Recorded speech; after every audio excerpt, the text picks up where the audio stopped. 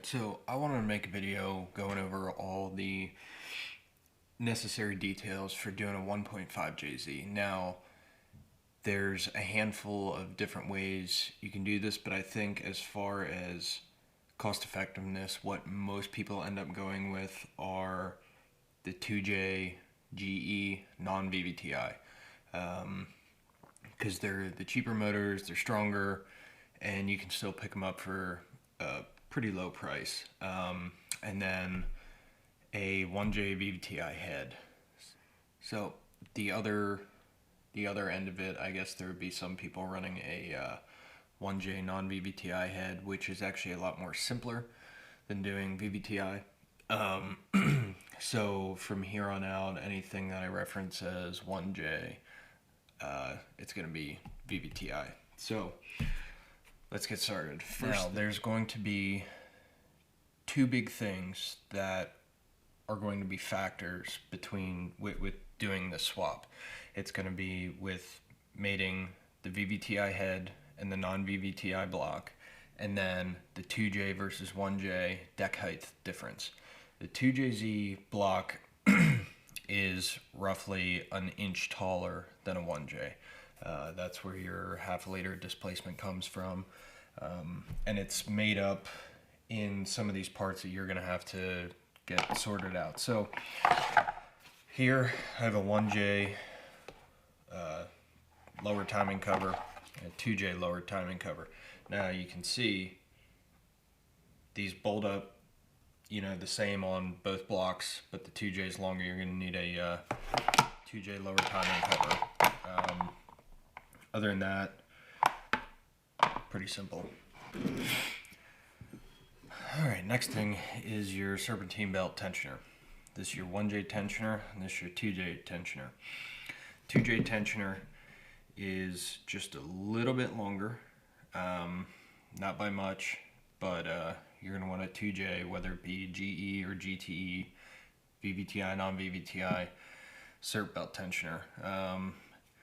This one's I was going to use until I snapped the one ear off, so it's going to the scrap pile. But yeah, that's that. Now, this is one thing that I did right off the bat when I swapped the 1J VVTi into what was the 2J GE. You have the 1J VVTi oil filter head. It's got the oil cooler attached to it. I deleted that when I swapped it into the SC300 for the stock GE oil filter head. I wasn't going to run an oil cooler. I might run an external one when I swap it, but that's not what this video is on. The main bolt for this filter head I used because it had the oil pressure switch threaded into here, and I got rid of that and ran a real oil pressure sensor. So that's what I'm running off that, and I didn't have to use one of the ports on the 2J block or 1J block, but I'm going to be using it on the 2J, which leads me into my next deal. So as most of you probably know, VVTi is operated via oil pressure. You have your stock 1J VVTi oil feed line that fed the top of the head.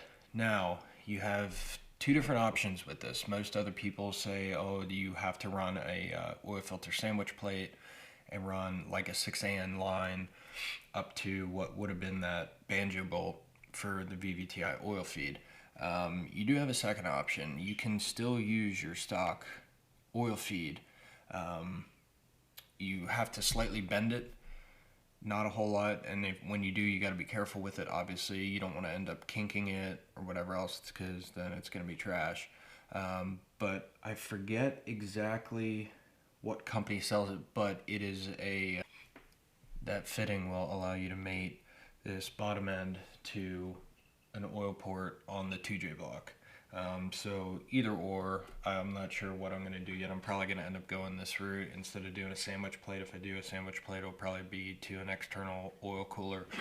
As far as oil pumps go, you're obviously going to have to use a VVTi oil pump off of whether it be a 1J, 2J, or 2JGE engine.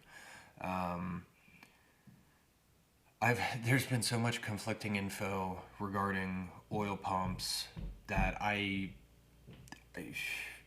you're probably safe to run whatever you want. Half the people sit there and say, oh, a GTE pump is way too much oil pressure. You're going to push your front main seal out. And then other people say, oh, the GE pump, it's not enough oil pressure. A lot of this, I think, is regarding whether or not you have oil squirters in the block or not. Obviously, the GE block does not have oil squirters, so you got a little bit more oil pressure there. There's a lot of people on both sides of the fence that say, oh, I've run it for this at this horsepower for so many years.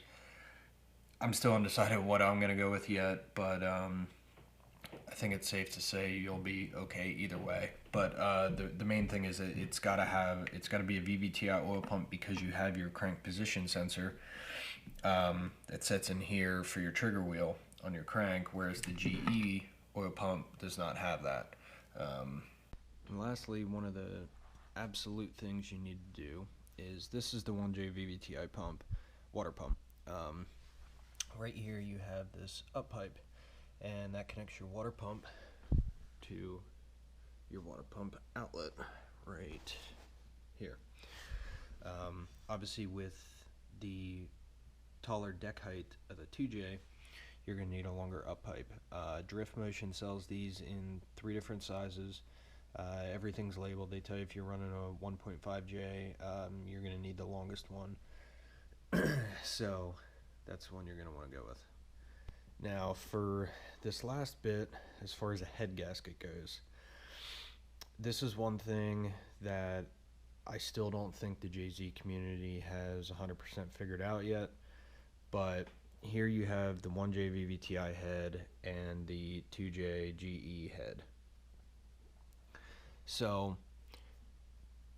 here's your oil port on the head. You can see it has this little tail at the bottom. And then on the 2J non-VVTi GE head, it has a circular port. Now they both come in at angles, but the actual surface is circular.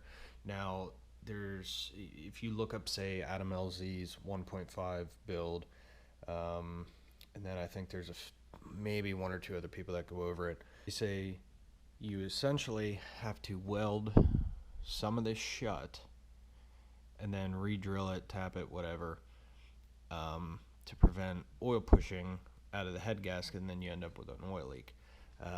I did my fair amount of research on this, and it again seems to be mixed results. Same with the oil pump situation.